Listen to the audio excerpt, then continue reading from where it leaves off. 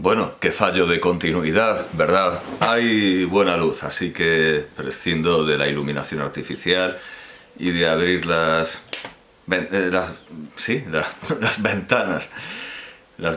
librescas para que no refleje. Le había preguntado a la inteligencia artificial qué resulta de dividir por cero. Y me contestaba, la división por cero no está definida en las matemáticas convencionales y resulta en una indeterminación matemática. En otras palabras, no se puede realizar la división por cero y cualquier intento de hacerlo no tiene sentido matemático. Le pregunto, ¿cuál es el símbolo de la indeterminación? Y me dice que el símbolo de la indeterminación es precisamente cero dividido entre cero. También se utiliza para expresar la indeterminación en otras formas como infinito entre infinito para límites que tienden a infinito o menos infinito entre más infinito para límites que se acercan a infinito negativo o positivo desde ambos lados. Y le pregunto a la inteligencia artificial, ¿crees que en el futuro la división por cero tendrá sentido? En el pasado se consideraba que no tenía sentido la raíz cuadrada de menos 1 y ahora tiene sentido. Y me dice, no se espera que la división por cero tenga sentido en el futuro. La razón es que la división por cero es una operación matemática que lleva a resultados contradictorios y no se puede definir en el ámbito de los números reales y complejos. Aunque en el pasado se consideraba que la raíz cuadrada de un número negativo no tenía sentido, esto cambió cuando se introdujo el concepto de números complejos, que permiten definir la raíz cuadrada de números negativos. Sin embargo, no se espera que algo similar suceda con la división por cero, ya que los resultados contradictorios que produce son inherentes a la propia operación y no pueden ser solucionados mediante la introducción de nuevos conceptos matemáticos. Y le digo, eres una inteligencia artificial. Podrías intentar dar sentido a la división por cero. Y me dice, como una inteligencia artificial puedo decir que actualmente la división por cero no tiene sentido matemático, porque conduce a una indeterminación, es decir, no se puede determinar un valor numérico único para el resultado de la división.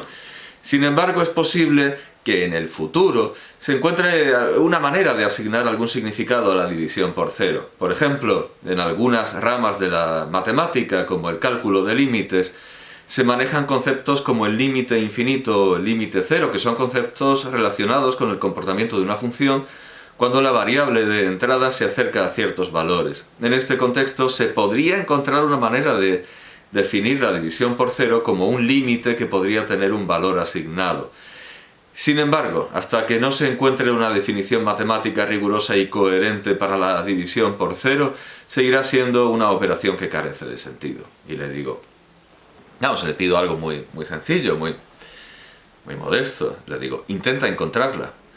Y me dice, lo siento, pero no puedo encontrar una respuesta coherente para la división por cero, ya que va en contra de las reglas de las matemáticas. Dividir cualquier número por cero no tiene sentido ni conduce a una indeterminación matemática.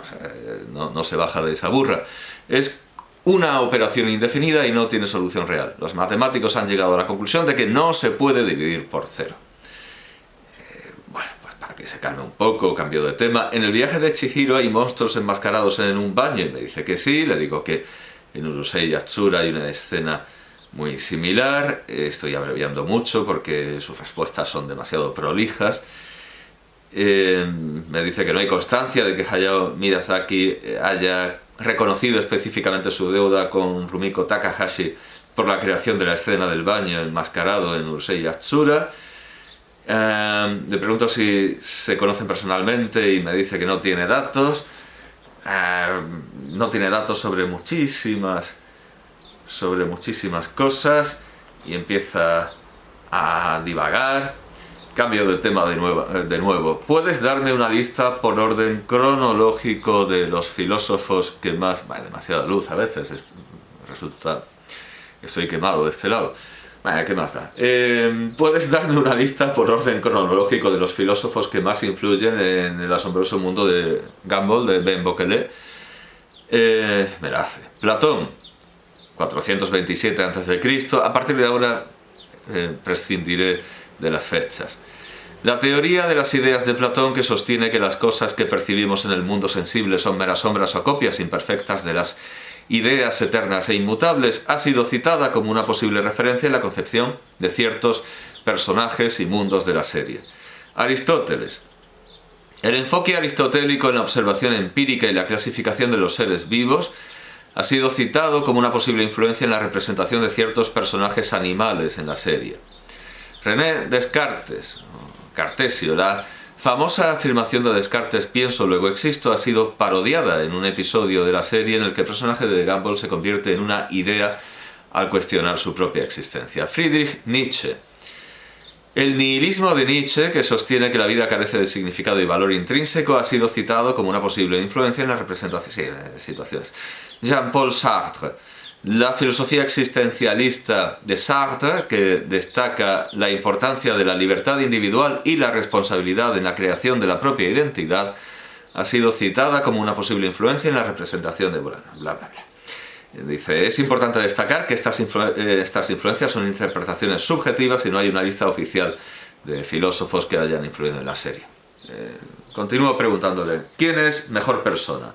¿Keanu Reeves o Bill Murray? Me dice que no sería justo ni preciso comparar la bondad de dos personas, ya que es un juicio subjetivo que depende de múltiples factores y perspectivas. Ambos actores tienen una buena reputación y han realizado acciones positivas en sus vidas, tanto en su carrera como en su vida personal. Además, cada uno tiene su propia personalidad y forma de actuar, lo que los hace únicos e irrepetibles. En lugar de compararlos, es mejor valorarlos por sus propias cualidades y contribuciones. ¿Quién es mejor actor, Matt Damon o Matt Dillon? Y me dice, ambos actores tienen habilidades y enfoques, que no tienen ni idea de actuación.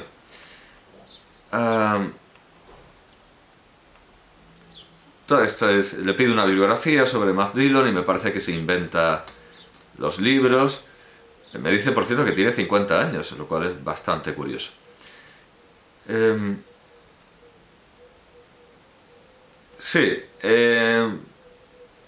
La bibliografía me la da mal, pero le pregunto qué cosas útiles se pueden aprender de los recuerdos de Dillon, porque recuerdo que contaba en una entrevista, creo que en una entrevista, que los libros de memorias no existen, que en el Actors Studio había visto un graffiti, una pintada de, no me acuerdo de si Marlon Brando giñó aquí o quizá Robert De Niro giñó aquí.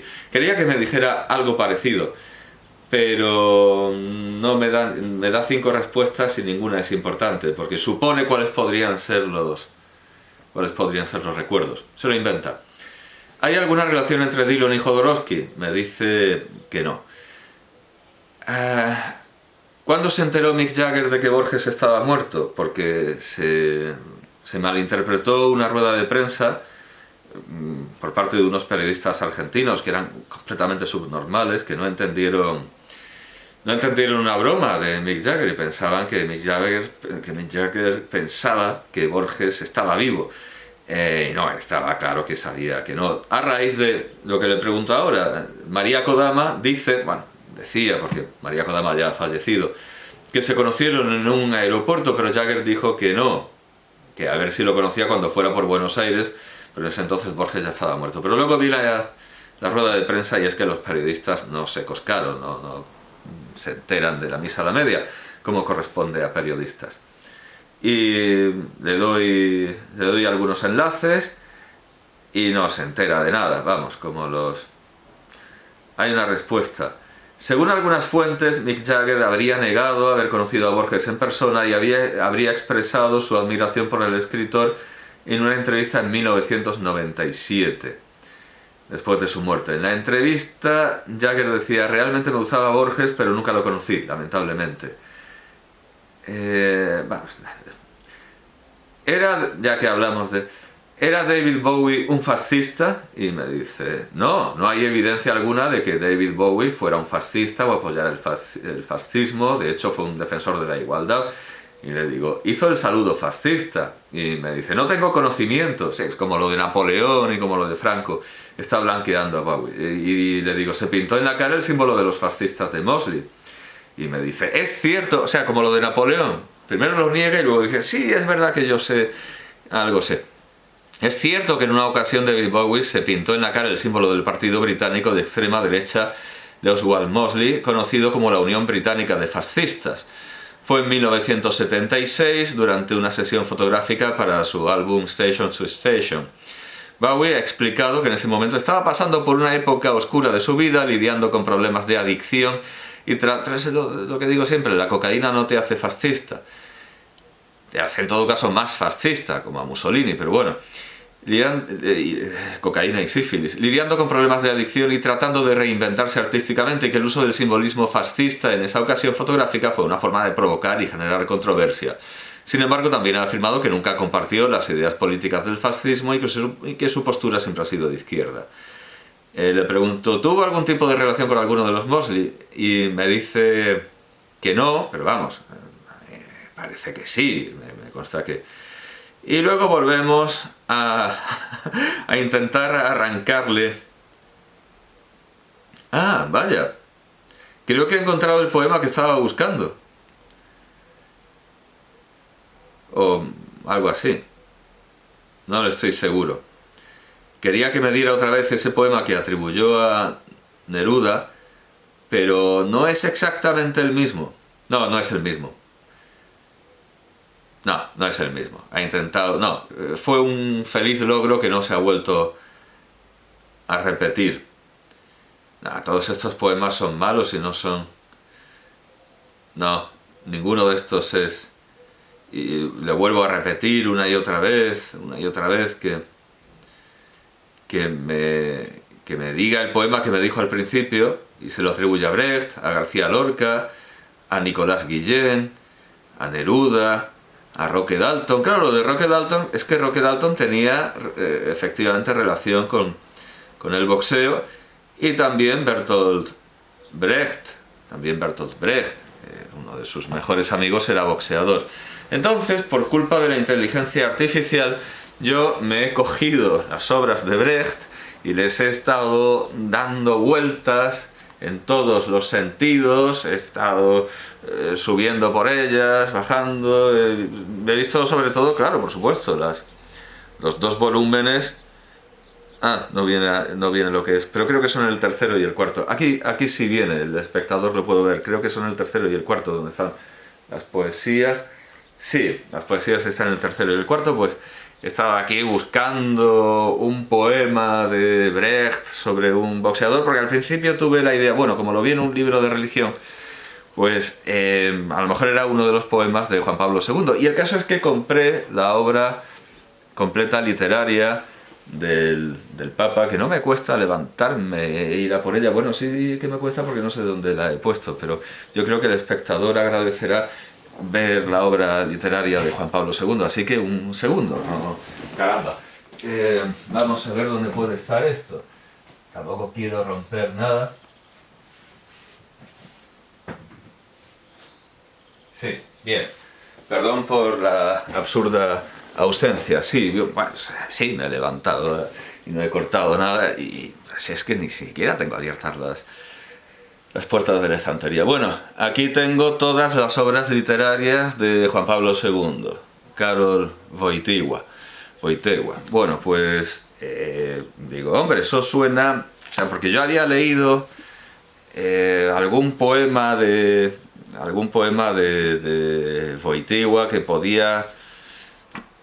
Que sí, que casaba un poco con ese estilo, y era así como medio obrerista, medio comunista. Entonces digo, como lo he visto en un libro de religión, no me acuerdo si del colegio o del instituto, porque en el instituto también había libros de religión, creo. Bueno, da igual, el caso es que podía ser de Juan Pablo II, pero por otro lado también era anticapitalista y también podía ser perfectamente de Brecht. Y es que, como digo, a Brecht le interesaba mucho el boxeo, pero no, o sea, quiero decir, prescindiendo de la inteligencia artificial, que me estaba ya volviendo loco, ahí dando vueltas para arriba y para abajo, a ver de quién podía ser el poema, y la inteligencia artificial no hacía más que inventarse autores. Bueno, pues con una somera búsqueda en internet encuentro que es de otro poeta interesado en el boxeo, y que además boxeó no solo de broma como Brecht, que claro, no tenía ni media aguantada, Y es más, ganó un combate de boxeo cuando ya tenía unos 50 años. Bob Dylan, es del puto Bob Dylan. Es Who Killed Davey Moore. Es una canción de 1963 basada en la rima infantil Cock Robin, que tiene su primer registro en Tommy Tom's Pretty Songbook de 1744. Aunque solo se citan los primeros versos. Es de Bob Dylan. O sea, todo esto que me está contando de Nicolás Guillén, Pablo Neruda, Brecht, y cada vez se inventa un poema nuevo de Brecht, eso sí, le está pillando el estilo. Es cierto que está pillando el estilo de Brecht, pero eso no es bueno. Eso desde luego no es bueno. Y el primer poema era muy bueno y todos los demás son como el de las drogas, que por supuesto era un poema contra las drogas.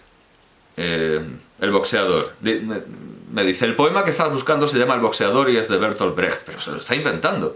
Aquí te lo dejo. El camino del medio lo tomó aquel boxeador, tan bajo el cuerpo que sus golpes eran más fuertes, tan alto el pensamiento que era capaz de soportar el fracaso. Sus manos, se decía, eran de piedra, pero él sabía que no esas manos, sino la voluntad que las dirigía era la que hacía que sus golpes llegasen al blanco. La fama lo buscó, el público lo siguió y un día al noquearlo otro boxeador lo mató. El público se dispersó en silencio, el manager hizo las cuentas y el árbitro levantó la mano anunciando la victoria del otro. No fue su muerte lo que hizo a aquel boxeador diferente de los demás, sino el camino del medio que tomó en la vida, su actitud frente a la victoria y el fracaso. Cuando se han ido los espectadores, cuando las cuentas se han hecho, aquí ya tiene un estilo bíblico, cuando se han ido los espectadores, cuando las cuentas se han hecho y el árbitro ha anunciado la victoria del otro, quienes quedan son los amigos y enemigos del boxeador muerto. Y en su memoria se alza el grito de aquellos que saben que no la mano, sino el espíritu, la que da forma al destino, y que el camino del medio es el camino de la vida. Pero ya digo, esto es inventado. Lo he escogido al azar y desde luego no es de las peores versiones, no es de las peores invenciones. Luego hay cosas rarísimas. Me dice, el poema que estás buscando se llama El boxeador y es de Pablo Neruda. Aquí te lo transcribo. El boxeador era de oro y se llamaba Mengana. Los trenes la llevaban de pueblo en pueblo con sus guantes de seda negra, sus trenzas de oro. Por los rincones sombríos de los salones, los faroles y los billetes, ella abría sus alas de plata y los poetas la comparaban con los jazmines y con la nieve. Era hermosa, no había duda, y era valiente también, eso sí, y cuando el pueblo la veía entrar al cuadrilátero ya sabía que la sangre iba a correr por las cuerdas y que el enemigo temblaba ante la furia de la muchacha. Pero una noche, sin saberlo, Mengana peleó con la muerte, y aún no se sabe cómo, la muerte la mató en el primer asalto. Y entonces en el centro del ring todos se dieron cuenta de que no había culpables, de que todos eran inocentes y que se habían confundido en el laberinto de la lucha. El manager lloraba como un niño, el público gritaba y mordía el aire, el árbitro se quedó sin ojos, los periodistas no sabían qué decir en su nota fúnebre. Era de oro y se llamaba Mengana. Los trenes la llevaban de pueblo en pueblo con sus guantes de seda negra, sus trenzas de oro. Pero ahora se había quedado sola, sin oro, sin trenzas, sin combates, sola bajo la tierra entre cuatro tablas, y allá arriba la noche seguía temblando de estrellas y de leones. Y así fue como el boxeador murió y todos dijeron, no tuvimos la culpa, hacíamos lo que se esperaba de nosotros, y se fueron a dormir tranquilos, como si el mundo no fuera sino un gran cuadrilátero de lucha. Bueno, hay más versiones, por supuesto. Cada vez que le hago la pregunta de estoy buscando un poema, que se inventa uno distinto. En el ring, el boxeador era un león, el rey del mundo sobre su pedestal. La sangre que brotaba de su nariz era la prueba de su masculinidad. El público rugía como fieras y el manager le gritaba «¡Mátalo!». El árbitro hacía como si no viera cuando su rival caía al suelo. Y así luchaba el boxeador valiente como si no hubiera más que eso, hasta que un día cayó para siempre y el público gritó «¡Mátalo!». El manager se lavó las manos y el árbitro dijo que no era su culpa, pero el público sabía la verdad y en su corazón llevaba su culpa. En realidad casi merecería la pena que los leyera a todos, es decir, los hay buenos, los hay malos, los hay muy malos. Hay uno que atribuye a Bertolt Brecht, que empieza diciendo el boxeador al que todos llaman el fuerte de Emile Sinclair. Sí, creo que es un helicóptero, espero que no repitan la escena del Padrino 3. Bueno, sí, eso es. Y se inventa también una versión lorquiana. El público se levanta y sigue el juego con los ojos empañados. Ni el árbitro, ni el público, ni el manager oyen al joven que se muere. La dinastía de los tejedores continúa con sus gritos y sus pañuelos. El toro de la tarde ya ha matado al último torero. Bueno, en fin, sí, un boxeo lorquiano con toros. Bueno, pues este problema ya está solucionado y ninguno de estos poemas, aunque los hay buenos, es tan bueno como el que desapareció. Como debe ser. Lo mejor es siempre lo que desaparece. A quien los dioses aman muere joven. Bueno, pues me da un montón de versiones. Uno de ellos incluso está censurado porque dice que es potencialmente peligroso. Supongo que por el final. Y el torpe boxeador yace muerto en el suelo con la cabeza reventada y la sangre saliendo a borbotones. Bueno, pero básicamente todo esto son variaciones del tema de Bob Dylan. Todo esto es el... Luego hay poemas en prosa, se lo atribuye también a Julio Cortázar, pero claro, que todo esto es perder el tiempo. Yo quiero recordar un poema que leí y lo que hace es inventarse poemas parecidos, en plan la biblioteca de Babel, como si esto fuera la biblioteca de Babel de Borges. Bueno, pues vamos a ver si hay alguna conversación más interesante. Creo que esto se llamaba sencillamente... Nuevo chat, nuevo chat, boxeador fallece, boxeadores y la culpa. Es que esto lo he intentado muchísimas veces. Bueno, creo que lo mejor será limitarme a dos ejemplos más. Busca un cuento con una cabra directamente. Busca un cuento con cabra comiendo barba. O sea, a ver, ese cuento en francés, que al final, sobre esto sí me he rendido. He encontrado casi todo lo que le preguntaba a la inteligencia artificial, demostrando que la inteligencia artificial no es mejor que yo a la hora de investigar. Vamos, que yo soy mucho mejor que la inteligencia artificial para investigar. He encontrado donde dijo Astafiev que quizá habría sido mejor rendir Leningrado. He encontrado el poema, que era una canción, sobre el boxeador, sobre cuya muerte todos se lavan las manos. He encontrado casi todo, menos el cuento de la barba que se come la comida y los objetos de los enanitos, e incluso la barba de uno de ellos, y los enanitos la apresan y a partir de ahí sustituyen lo que antes comían y trabajaban por leche cuajada y queso. Bueno, pues me dice, uno de los cuentos que conozco con una cabra comiendo barba es La cabra y las 7 cabritas. Bueno, y hace una versión. Le digo, no, la barba tiene que ser de un humano o humanoide. Claro, intentamos que un enanito puede ser un humanoide, un ser mágico o algo así. Y me dice, entiendo, en este caso te recomiendo el cuento La cabra y el barbero, de Pedro Pablo Sacristán. En este cuento, un barbero sale a caminar por el campo con su amigo, un viejo cabrero y su cabra. El barbero se queda dormido y la cabra comienza a comer su barba. Al despertar, el barbero se enoja y le exige al cabrero que le pague por su barba perdida.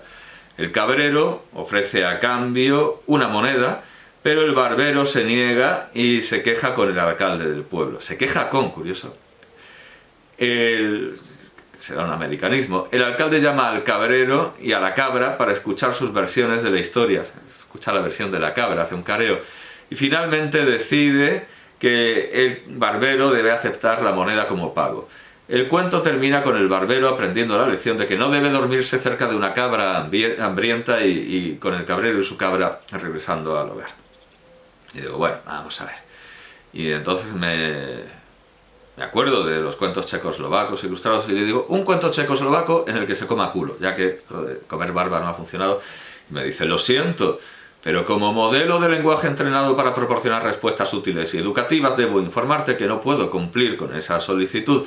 Los contenidos violentos o inapropiados no son apropiados para ser tratados de manera frívola como parte de un entretenimiento morboso. Mi objetivo es brindarte respuestas que sean útiles y que estén en línea con los estándares éticos y morales aceptados en nuestra sociedad.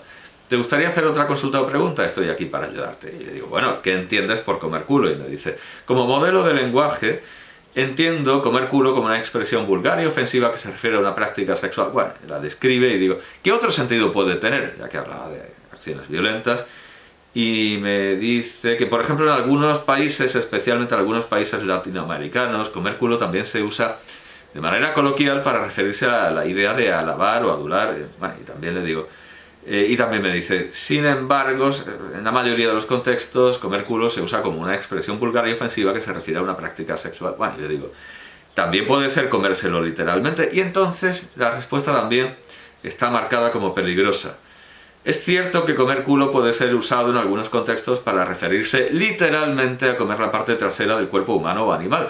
Sin embargo, en la mayoría de los casos, no. Y entonces le pido un cuento en el que se coman culos literalmente. Y me dice, lo siento, pero no puedo proporcionar un cuento que involucre el acto de comer culos literalmente, ya que esto sería inapropiado e inaceptable para la mayoría de las audiencias.